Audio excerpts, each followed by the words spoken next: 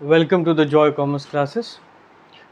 आज हम लोग बात करने चल रहे हैं जनरल एंट्रीज़ के बारे में।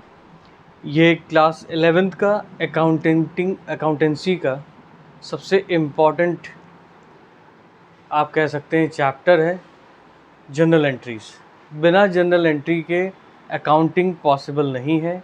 अकाउंटेंसी का ये सबसे इम्पॉर्टेंट पार्ट है जनरल एंट्री।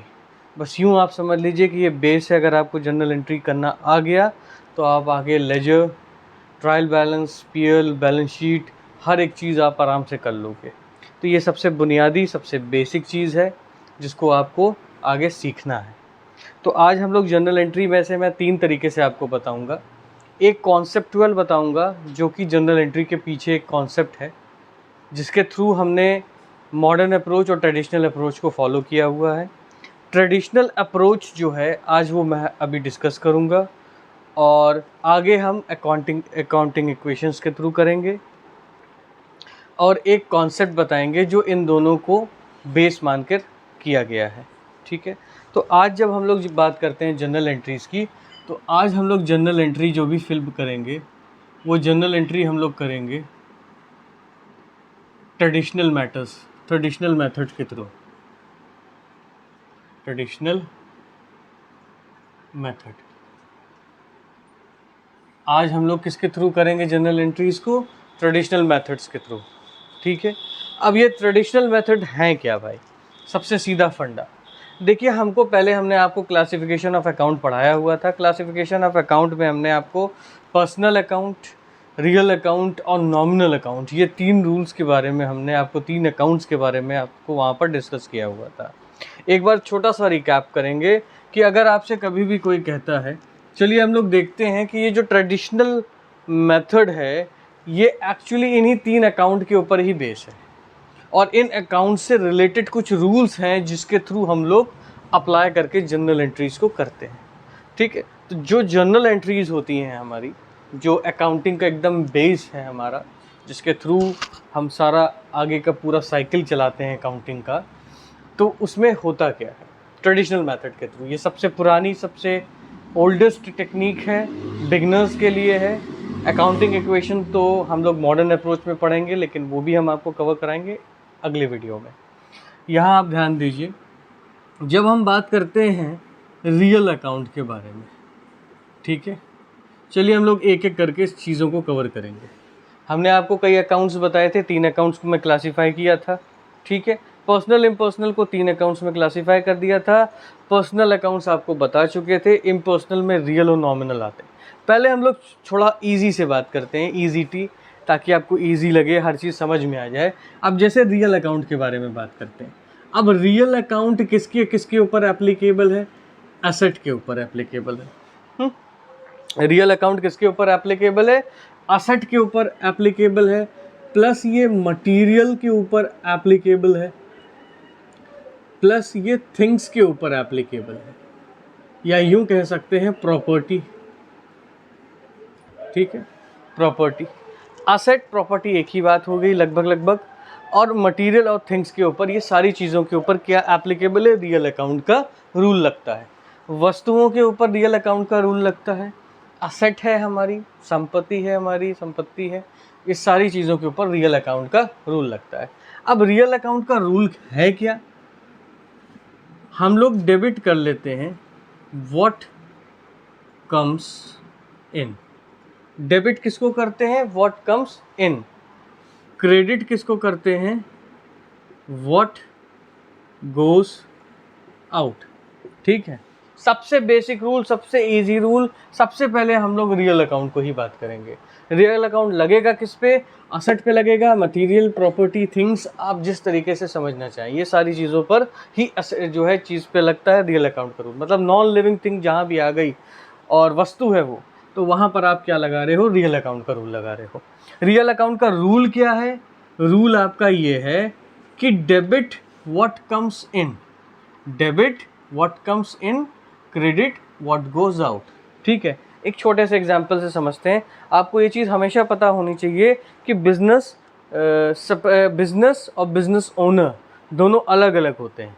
ठीक है, सेपरेट एंटिटी कॉन्सेप्ट है अकाउंटिंग का, डबल एंट्री सिस्टम में सेपरेट एंटिटी कॉन्सेप्ट के तहत प्रिंसिपल जो अकाउंटिंग प्रिंसिपल है उसमें ये माना गया है कि ओनर और ओनर का बिजनेस दोनों चीज़ें अलग अलग हैं। ठीक है, अब इसको हम लोग क्या मानते हैं, बिजनेस को एक आर्टिफिशियल पर्सन है, वो एक फर्म है। ठीक है, अब यहाँ पर इस सेपरेट एंटिटी कॉन्सेप्ट के चलते आप ये चीज़ ध्यान रखिए, ऐसे समझिएगा कि जब कोई असेट, ठीक है, कोई भी एसेट आपके बिजनेस में आ गई तो आप उसको क्या कर लोगे, डेबिट। डेबिट व्हाट कम्स इन, यही चीज़ है ना, मतलब आपकी एसेट क्या है, बढ़ गई, तो वो हो गया आपका डेबिट व्हाट कम्स इन, वो आपका क्या हो गया, रियल अकाउंट का रूल। रियल अकाउंट में ऐसा हो रहा है, ठीक है, वो हो गई डेबिट। जब कोई भी एसेट आपके पास से चली गई, बिजनेस से क्या हो गई, कम हो गई, तो वो क्या हो गया, क्रेडिट। ठीक है, यानी कि लेस हो गई, लेस हो गई तो क्रेडिट, ऐड हो गई तो डेबिट। यूं समझो, रियल अकाउंट किस पे लगेगा, एसेट मटेरियल प्रॉपर्टी थिंग्स पे लगेगा। रूल क्या कहता है, डेबिट व्हाट कम्स इन, आपके बिजनेस में वो एसेट आ गई है, बढ़ गया आप में, आपकी एसेट बढ़ गई उसमें बिजनेस पे आते ही, ठीक है, बिजनेस के लिए इस्तेमाल हो रही है, तो उसको कर लो डेबिट। अगर वो आपके बिजनेस से चली जा रही है तो आप कर लो उसको क्रेडिट। छोटा सा एग्जाम्पल लेके देखते हैं भाई। एग्जाम्पल ये कहता है कि सपोज हमने क्या किया, हमने मशीन परचेज कर ली, purchase of machine by cash. ठीक है, हमने क्या किया, purchase of machine by cash कर लिया, मशीन को हमने परचेज कर ली, सपोज करो खरीद लिया हमने क्या किया, हमने एक मशीन खरीद ली, ठीक, अपने बिजनेस के लिए इस्तेमाल होनी थी, हमने मशीन खरीद ली। अब इस पे दो अकाउंट्स जो है इफेक्ट करेंगे। एक तो हो गया, वस्तुओं को ढूंढो, सबसे पहले ढूंढो वस्तु क्या है इसमें, सबसे पहले ढूंढो ऑब्जेक्ट्स क्या है इसमें। दो ऑब्जेक्ट हैं, एक तो मशीन है, दूसरा कैश है। पहला ही रूल आपका यही हो जाएगा कि आप सबसे पहले क्या करोगे, मशीन, सबसे पहले आप ऑब्जेक्ट ढूंढोगे, तो पहली ऑब्जेक्ट तो क्या हो गई, मशीन, दूसरी ऑब्जेक्ट आपकी कैश हो गई। भाई कैश भी तो वस्तु ही है, नॉन लिविंग थिंग है, इसके एवज में दिया, पैसा दिया, कैश देने के बाद आपने मशीन ले ली। ठीक, तो बेटा दो नॉन लिविंग आपने निकाल ली, तो पहली चीज़ तो क्या हो गई, एक तो हो गई नॉन लिविंग थिंग आपकी, एक ऑब्जेक्ट हो गई आपकी मशीन, दूसरी हो गई आपकी कैश। अब दोनों को हम लोग कैसे ट्रीट करते हैं, अकाउंट से ट्रीट करते हैं, कि मशीन अकाउंट हो गया, कैश अकाउंट हो गया। ठीक है, इतने में कोई दिक्कत आ रहा है ना तुम लोगों को समझ में। अब आगे देखो भाई, तो भाई दो अकाउंट्स क्या करेंगे, इफेक्ट करेंगे। यहाँ पर दो अकाउंट्स हमारे क्या हो रहे हैं, इफेक्ट हो रहे हैं। एक मशीन अकाउंट इफेक्ट हो रहा है, एक कैश अकाउंट इफेक्ट हो रहा है। दोनों की दोनों क्या है, वस्तु है, यानी कि थिंग है, और दोनों के दोनों किसके अंडर हेड में आते हैं, रियल अकाउंट के रूल पे आते हैं। तो इनके ऊपर किसका रूल लगेगा, रियल अकाउंट का रूल लगेगा। ठीक है, इनके ऊपर किसका रूल लगेगा, रियल अकाउंट का रूल लगेगा। सबसे आसान काम। इसमें क्या बोला गया, आपने मशीन को परचेज किया, आपने मशीन को परचेज किया, आपके पास मशीन आ गई, ठीक है, आपके बिजनेस में मशीन आ गई, आपने खरीद ली मशीन को। जब बिजनेस में आपकी असेट बढ़ गई तो आप उसको क्या कर लोगे, डेबिट। ठीक, आप उसको क्या कर लोगे, डेबिट कर लोगे।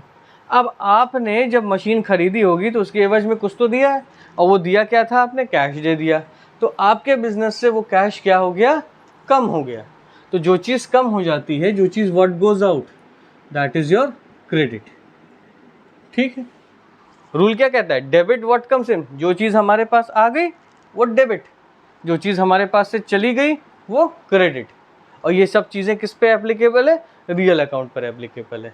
और रियल अकाउंट में क्या क्या आता है, एसेट आता है, मटेरियल्स हैं, थिंग्स हैं, प्रॉपर्टीज़ हैं, ये सारी चीज़ें। ठीक है, आप जिस भी लैंग्वेज में इसको समझना चाहो। रूल क्या कहता है, रूल कहता है कि डेबिट कर लो उन चीज़ों को जो हमारे पास आ जाए, what comes in you debit it, what goes out you credit it, उसको क्रेडिट कर लो। हमने मशीन खरीद ली, मशीन खरीदा, उसके एवज में पैसा दिया, दोनों की दोनों क्या है, ऑब्जेक्ट्स हैं, और दोनों की दोनों किसके अंतर्गत आती हैं, रियल अकाउंट के अंतर्गत आती हैं। और रियल अकाउंट आपका क्या है, वो किस पे, उसका रूल क्या है, debit what comes in, business में मशीन आ गई, मशीन हमारे पास आ गई, व्हाट कम्स इन डेबिट, पैसा चला गया, क्रेडिट व्हाट गोज आउट। ठीक, तो ये हो गया। अब इसी की एक उल्टी एंट्री भी होती है। ठीक है, इसी की हम लोग क्या करते हैं, एक उल्टी एंट्री भी कर सकते हैं बहुत आसानी से। सपोज करो हमने क्या कर दिया, फर्नीचर बेच दिया, हमने क्या कर दिया, फर्नीचर बेच दिया, ठीक है। तो फर्नीचर अकाउंट, और बेचा होगा तो उसके एवज में क्या दिया होगा, पैसा। भाई पैसा ही तो मिला होगा उसके एवज में हमको। भाई फर्नीचर हमारे पास से गया, हमारे पास फर्नीचर क्या है हमारा, रियल एसेट, रियल अकाउंट है। फर्नीचर किस में आता है, एसेट में आता है, वो हमारी रियल अकाउंट होती है। कैश भी हमारा क्या है, रियल अकाउंट है, ठीक है ना। दोनों का दोनों क्या है, रियल अकाउंट है। दोनों के ऊपर रूल किसका लग जाएगा, रियल अकाउंट का। और रूल क्या कहता है, debit what comes in, credit what goes out. ये बताओ पैसा हमारे पास आ रहा है कि जा रहा है।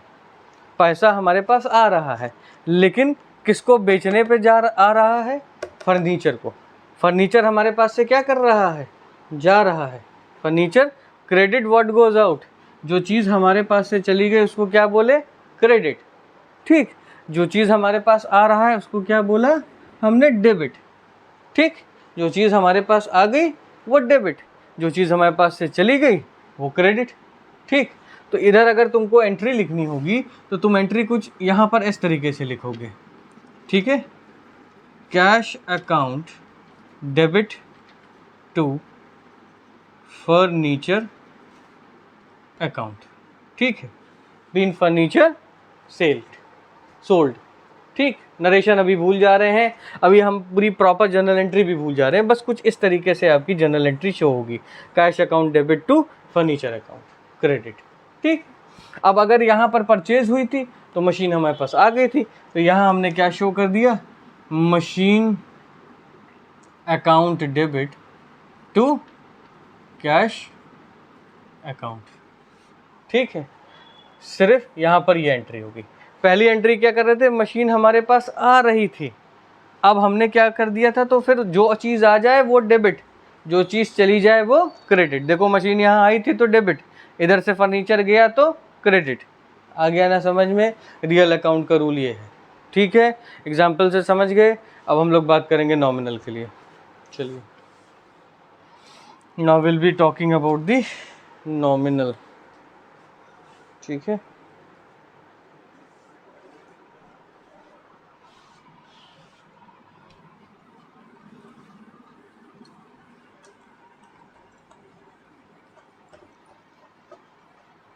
कैप देखा तुम लोगों ने, कैप कहाँ गया, दिख रहा है कहीं पे, देखो किसी के पैर के पास तो नहीं गिरा कैप,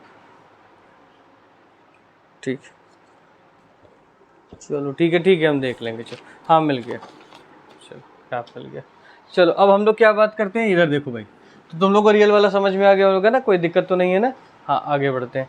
अब बात करते हैं हम लोग किसके बारे में, नॉमिनल अकाउंट के बारे में, ठीक है। हमने 3 अकाउंट्स बताए हुए थे, पर्सनल, रियल, नॉमिनल। अभी हम लोग बात करते हैं नॉमिनल अकाउंट के बारे में। अच्छा, नॉमिनल अकाउंट का क्या फंडा होता है, हम किसको डेबिट कर लेते हैं, ऑल लॉस एंड एक्सपेंसेस। जितना भी हमारा खर्चा है, जितना भी हमारा नुकसान है, सबको हम लोग क्या कर ले रहे हैं, डेबिट कर ले रहे हैं।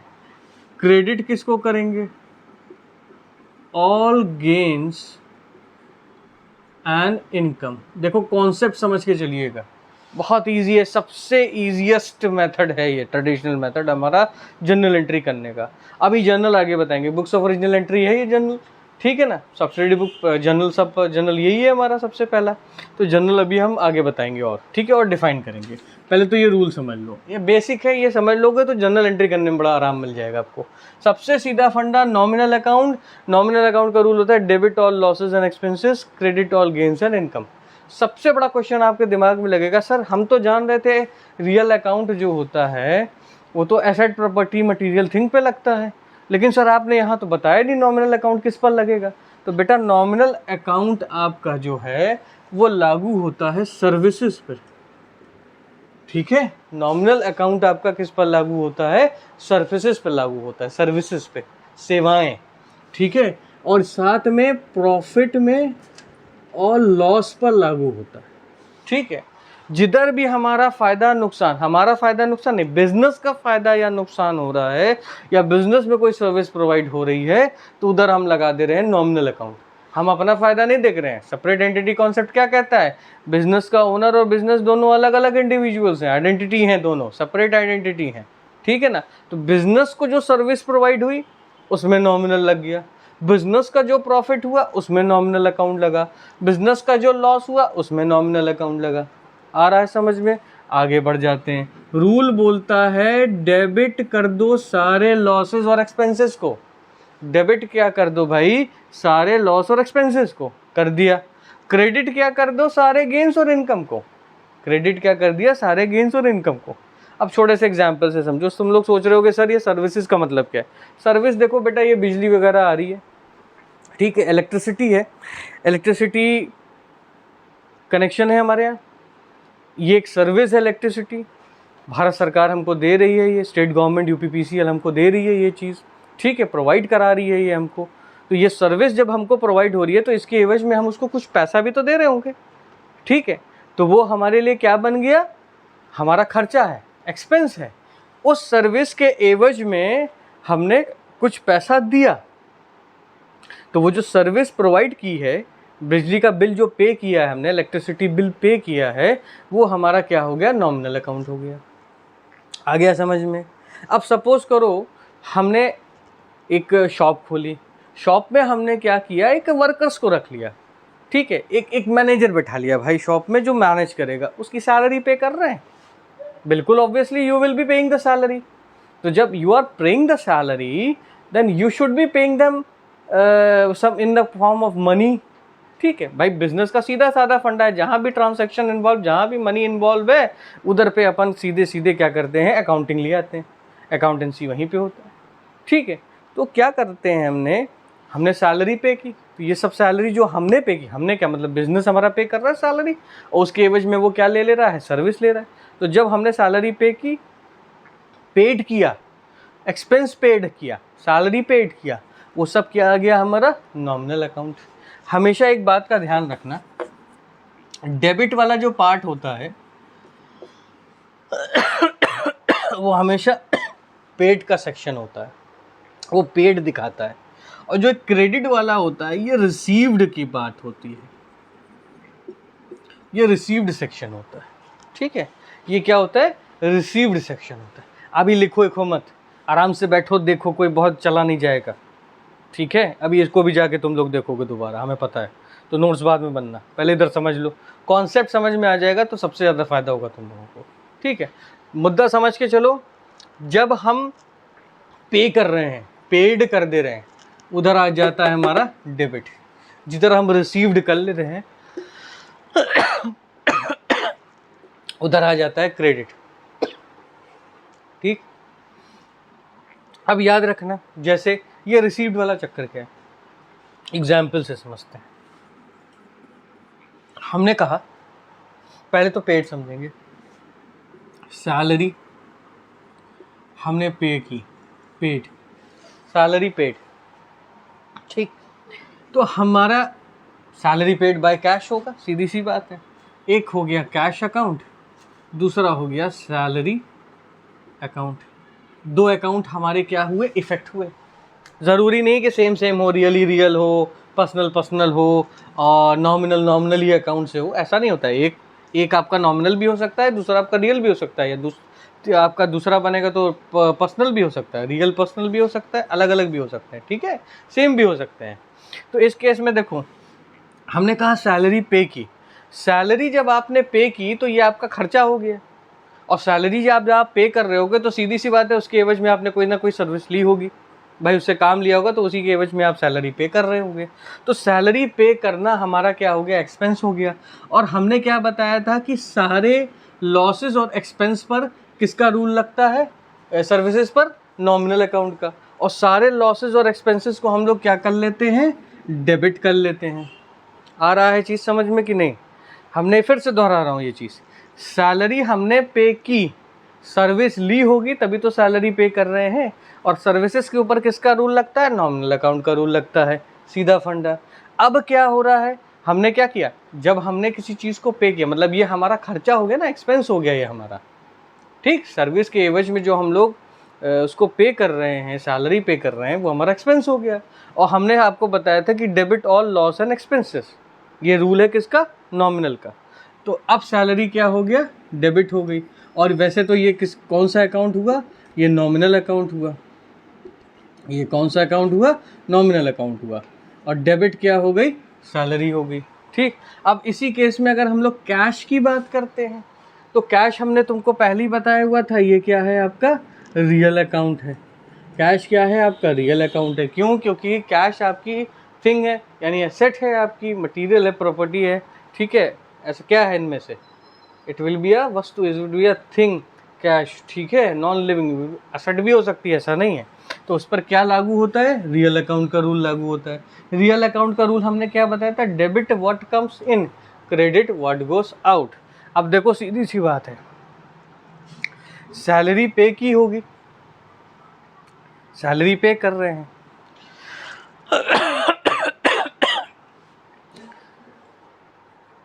Cash goes out, credit what goes out. Cash हमारे पास से जा रहा है ना, तो ये क्या हो गया? क्रेडिट। ठीक है, ये क्या हो गया? क्रेडिट। सीधा साधा फंडा। सैलरी पे की, और किस फॉर्म में पे की? कैश के फॉर्म में की। और कैश हमारे पास से क्या हो रहा है? जा रहा है बिजनेस से। ठीक है ना, आ गया समझ में? तो रियल अकाउंट का रूल यही तो कहता है कि debit what comes in, credit what goes out. तो क्रेडिट हमने क्या कर दिया? What goes out. आ गया समझ में? आगे बढ़ते हैं। इसकी एंट्री क्या हो जाएगी भाई? Salary account debit to cash account. ठीक, अभी पूरा उस पर ट्रेडिशनल वे में नहीं आएंगे। अब सपोज करो यहाँ हम कहते हैं फी रिसीव्ड। मैं तुम लोग को पढ़ाता हूँ ना, तुम हंस रहे हो फालतू पढ़ाता हूँ ना, तो देखो उसमें क्या हो रहा है। पढ़ाने के एवज में मैं तुम लोगों से क्या ले रहा हूँ? फीस ले रहा हूँ। बिना फीस के तो मैं पढ़ाऊँगा नहीं, वाकई में नहीं पढ़ाऊँगा। ठीक है, हाँ, बिना फीस के मैं वैसे भी नहीं पढ़ाऊँगा।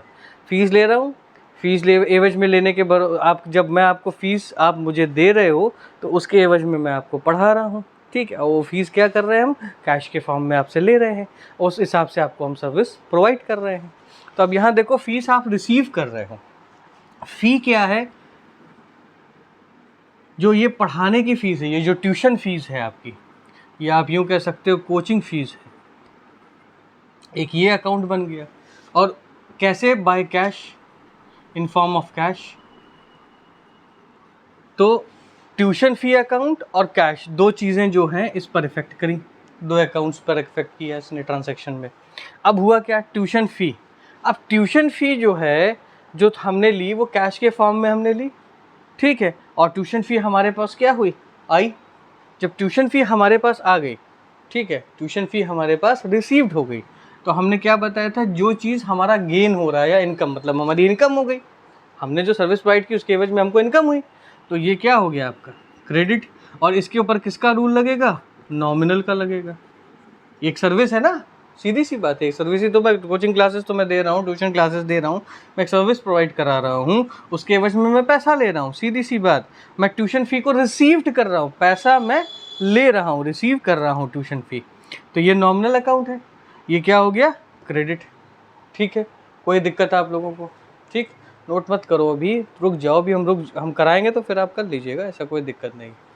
ठीक है, अनायास क्यों अपने टाइम को वेस्ट करने पे आप लोग रुके हुए हैं? हमें तो ये नहीं समझ में आ रहा है। ठीक है, आगे बढ़ते हैं। अब ये जो कैश है, कैश क्या है? रियल अकाउंट है। ठीक है, इस पर रियल अकाउंट का रूल लगेगा। Debit what goes out. ठीक है, तो ऑब्वियसली ये हो गया डेबिट। अगर यहाँ एंट्री क्या बनी है आपकी? Cash account debit, sorry, debit what comes in, ठीक है, टू ट्यूशन फ़ी अकाउंट। ठीक है, ये आपकी क्या हो गई? एंट्री हो गई। अरे सीधा साधा फंडा है भाई, ट्यूशन फ़ी रिसीव कर ली हमने कैश के अकॉर्डिंगली। ट्यूशन फ़ी हमने क्या कर ली? तो रिसीव कर ली कैश के अकॉर्डिंगली। ठीक है, कैश दिया भाई, पैसा जब हमने सब हमारे पास क्या हुआ? पैसा चला आया। जब हमारे पास पैसा आ गया, पैसे के ऊपर रियल अकाउंट का रूल है, debit what comes in. Obvious सी बात है, क्रेडिट व्हाट गोज आउट। ठीक है, आ गया। इसकी ट्रिक भी है, जहाँ पर भी रिसीव्ड लिखा रहता है और नॉमिनल रहता है तो हम लोग उसको क्या कर लेते हैं, क्रेडिट कर लेते हैं। ऑब्वियसली अगला वाला पार्ट क्या हो जाएगा, डेबिट हो जाएगा। ठीक है, तो तुमको उसको सोचने की जरूरत ही नहीं है, तुम ये जान लो बस ये tuition fee received, commission received, ठीक है, इंटरेस्ट रिसीव्ड, ठीक है, जो भी चीज़ ऐसी जो जो तुमको फायदा दे रही है, जो उसमें तुम्हारा गेन या इनकम हो रहा है, तो हम उसको क्या कर रहे हैं, क्रेडिट कर रहे हैं, वो रिसीव हो रहा है हमारे पास। अरे भाई कहीं से हमको पैसा मिल गया, वो हमारा गेन है ना, सीधी सी बात है, वो हमारा गेन है, तो वो क्या होगा, क्रेडिट होगा, वो रिसीव्ड ही तो हुआ, कहीं से पैसा हमें मिला तो। ठीक, कमीशन रिसीव हो गई। सपोज करो हमने तुम लोगों से कमीशन ले लिया, चलो भाई ऐसा करते हैं, बहुत तुम लोगों को अब हमने पढ़ा वढ़ा लिया है, अब तुम लोगों का कोई ओलंपियाड वगैरह करते हैं, उस ओलंपियाड वाले से कहा हमने कमीशन रिसीव करा उनको थोड़ी, भाई इतने बच्चे हमने दिए तुम्हें ओलंपियाड के लिए, तो क्या हुआ, वो कमीशन हमको उसने रिसीव कराई, मतलब हमारा इनकम हो गया, हमारा गेन हो गया, तो वो चीज़ ऑब्वियसली क्या हो गया, वो क्रेडिट बैलेंस में दिखाई देगा। और जो चीज़ कैश के एवज में हो रहा है तो वो ऑब्वियसली डेबिट हो जाएगा, जो चीज़ क्रेडिट हुआ है उसको तो डेबिट होना ही होना है, अदर अकाउंट। ठीक, आगे बढ़ जाते हैं भाई।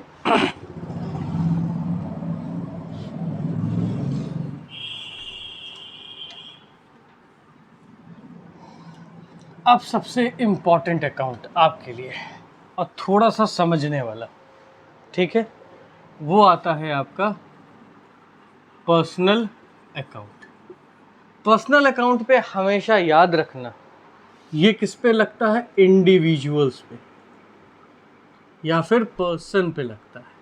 ठीक, individual, person, firms, organisation,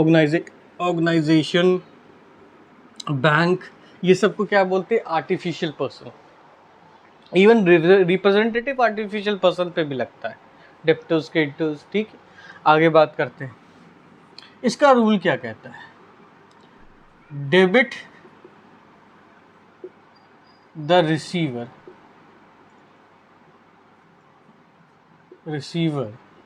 debit the receiver of benefit, ठीक है, debit the receiver of benefit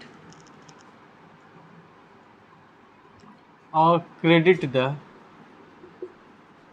giver.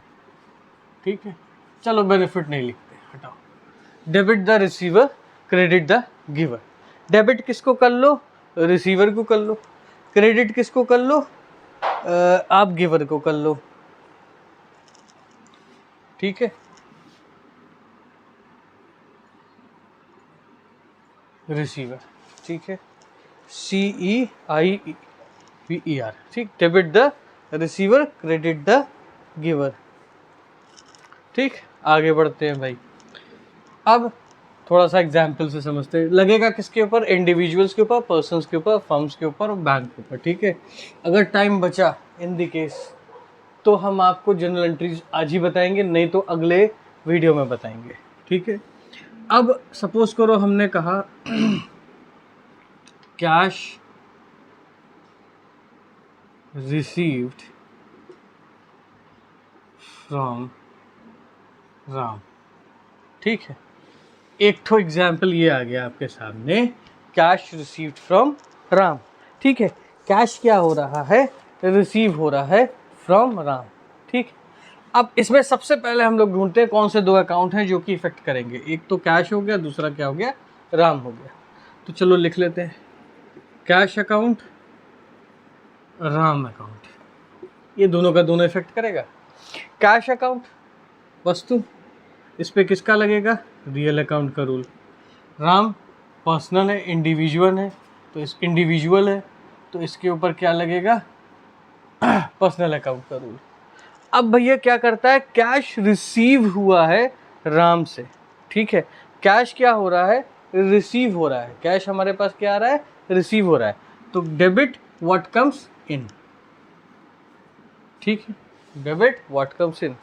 Ram कौन है, राम जो है वो क्या है, उस पैसे को देने वाला है, मीन्स क्रेडिट द गिवर, जो जन पैसा दे रहा है उसको क्रेडिट कर लो। ठीक है, आ गया समझ में, कोई दिक्कत। ठीक है, कैश।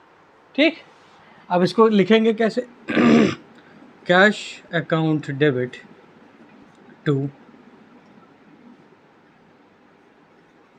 राम अकाउंट खत्म। भाई पैसा हमारे पास आया, रियल अकाउंट का रूल लगा, डेबिट व्हाट कम्स इन, ठीक है। लेकिन पैसा कहाँ से आया? एक व्यक्ति राम है जिसने हमें दिया, और जो व्यक्ति है यानी कि जो पर्सन है उसके ऊपर किसका रूल लगता है? पर्सनल का। वो पर्सनल रूल कहता है debit the receiver, credit the giver. यहाँ वो रिसीवर है कि गिवर है पैसे का? वो सीधी सी बात है, वो पैसे का गिवर है। जो पैसे का गिवर है तो वो हो गया हमारे लिए क्या? क्रेडिट। आ गया समझ में? चलो आगे बढ़ते हैं, ठीक है, आगे बढ़ते हैं।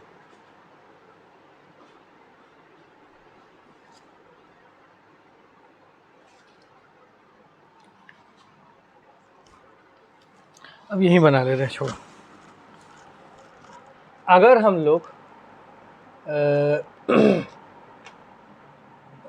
कैश जो है पे कर देते हैं या पेड कर देते हैं टू गोपाल, ठीक है, कैश हम लोग दे देते हैं, कैश हम लोग पे करते हैं या पेड करते हैं टू गोपाल, तो सीधी सी बात है, इसमें क्या हो रहा है? दो लोग इफेक्ट करेंगे। एक तो हो गया कैश अकाउंट बना, दूसरा हो गया गोपाल अकाउंट, ठीक है। इस पर क्या लगेगा? रियल अकाउंट का रूल लगेगा, ठीक है, ठीक। और इस पे क्या लगेगा? पर्सनल अकाउंट का रूल, क्योंकि ये क्या है? इंडिविजुअल है। ये क्या है? वस्तु है, थिंग है, ठीक है। तो इस पर क्या लग जाएगा? रियल अकाउंट का रूल लग जाएगा, रियल। अब कैश हम पे कर रहे हैं, हम कैश जो है पे कर रहे हैं, हम कैश किसी को क्या कर रहे हैं? पे कर रहे हैं। हमारे पास से कैश जा रहा है, तो हम उसको, जब हमारे debit what comes in, credit what goes out, तो क्रेडिट व्हाट गोस आउट, ठीक। अब क्या है? गोपाल क्या है? उस पैसे को लेने वाला है, उस पैसे को वो कौन है? लेने वाला। Mean debit the receiver of that benefit. इसको क्या कर लेंगे? डेबिट। तो यहाँ एंट्री क्या हो जाएगी? Gopal account debit to cash account, ठीक है, टू कैश अकाउंट। भाई कैश पेड टू गोपाल, आराम से समझो ना, कैश पेड टू गोपाल, हमने कैश दे दिया, कैश हमारे पास से चला गया, जो चला गया वो क्रेडिट। अब कैश गया किस आदमी के पास? भाई गोपाल के पास चला गया। गोपाल एक इंडिविजुअल है, वो किसके अंतर्गत आता है? पर्सनल अकाउंट के रूल में आता है। तो सीधी सी बात है, जिसके पास गया मीन्स डेबिट द रिसीवर, जो रिसीवर है उस पैसे का आदमी है, क्योंकि इंडिविजुअल है, उस पर पर्सनल रूल लग रहा है, और वो बोलता है कि पर्सनल अकाउंट का रूल लग रहा है, तो वो बोलता है कि debit the receiver of benefit, सीधी सी बात। तो he is the receiver of that benefit, debit हो गया, ठीक। वो डेबिट बैलेंस में दिखाई देगा। आ गया समझ में? अब मेरे ख्याल से तुम लोगों को ये ट्रेडिशनल मेथड खूब बढ़िया से समझ में आ गया होगा, ठीक है। इसके बाद मैं एक वीडियो बनाऊंगा जिसमें इसी मेथड का इस्तेमाल करके जनरल एंट्री कराऊंगा, ठीक है। वो एक लगभग यूँ कह सकते हो इलस्ट्रेशन होगा, ताकि तुमको हर तरीके की जनरल एंट्री आ जाए। देखो इसमें जनरल एंट्री के अभी हम लोग बहुत ज़्यादा टिपिकल जनरल एंट्री में नहीं जाएंगे कि जहाँ पर एडजस्टमेंट है या जहाँ पर कुछ और चीज़ें करनी है ना, एडजस्टमेंट पे अभी नहीं जाएंगे। अभी हम बुनियादी चीज़ें समझेंगे कि हमको ये समझ में आ जाए कि हमें जनरल एंट्री करनी कैसे है। कल को अगर हमको जनरल एंट्री के लिए बोला जाए कि बेस हमारा जो है वो मजबूत हो जाए ऐसे करके, ठीक है। तो आज के लिए इतना ही। आप लोग जाके इसको रिवाइज़ करेंगे, रिवाइज़ करने के बाद जब आप कल वापस आएंगे तो कुछ इलस्ट्रेशंस हम यहाँ करवाएंगे, आपको भी देंगे, ऐसा नहीं है कि नहीं देंगे, और आप उसको प्रैक्टिस करिए। More you practice you will be get to know the concept. देखो 11th क्या होता है ना यार, बेस होता है, कॉन्सेप्चुअल बेस आता है इसमें। इसमें चक्कर क्या है, अगर आपको कॉन्सेप्ट नहीं क्लियर है तो आप कर नहीं पाओगे, सीधी सी बात है। तो कॉन्सेप्ट क्लियर करना चलो, एडजस्टमेंट बाद में, पहले नॉर्मल जो जनरल एंट्रीज हैं इजी वाली अच्छे तरीके से करने वाली पहले उसको कर देते हैं, ठीक है। बाकी बची हुई बाद में करेंगे, ठीक है, क्योंकि आप सब बड़े हो रहे हैं ना, तो आप सुनते थोड़ी कम है, ठीक है। हाँ, और के 11th में आने के बाद तो सब राजा बाबू हो जाते हैं ना तुम बहुत मुस्की मारते हो वहाँ बैठे बैठे, ठीक है। तो चलो ये चीज़ें समझ में आ गई। हाँ, एक छोटा सा मैसेज देना चाहेंगे, शायद ये बोलना चाहिए नहीं बोलना चाहिए, हमें उतना नहीं पता है, लेकिन एक आज छोटा सा इंसिडेंट हुआ मेरे साथ, बताने योग्य नहीं है, लेकिन अब मैं इसलिए कह रहा हूँ कि कई बार हम लोग लोगों को देखते हैं और हम अपने काम में ही इतने व्यस्त रहते हैं कि हम उनकी चीज़ों को थोड़ा ध्यान नहीं दे पाते हैं। इन दी केस जैसे हेल्प नहीं करते हैं हम लोग। कई नीडी लोगों को देखते हैं जिनकी हेल्प हमें करनी चाहिए और हम उनकी हेल्प नहीं कर पाते हैं, ठीक है। तो हेल्प कर नहीं पाते हैं ये नहीं होता है, हम अपना मन नहीं बना पाते हैं कि उनकी हेल्प करें। हम अपने ही काम में इतने बिजी होते हैं कि अरे छोड़ो यार, जाने दो, हटाओ, क्या करना है, हमसे क्या मतलब है। तो मेरा एक छोटा सा आज एक इंसिडेंट हुआ जिससे मैं पूरा बताऊंगा नहीं, वो अच्छी चीज़ भी नहीं है, बताने लायक भी नहीं है, लेकिन मुझे ये लगा कि अगर आप कहीं भी किसी भी ज़रूरतमंद को देख रहे हैं तो आप उसको अपनी जितनी आपकी क्षमता है, जितनी आप कर सकते हो उसकी हेल्प, आप प्लीज़ करो, ठीक है।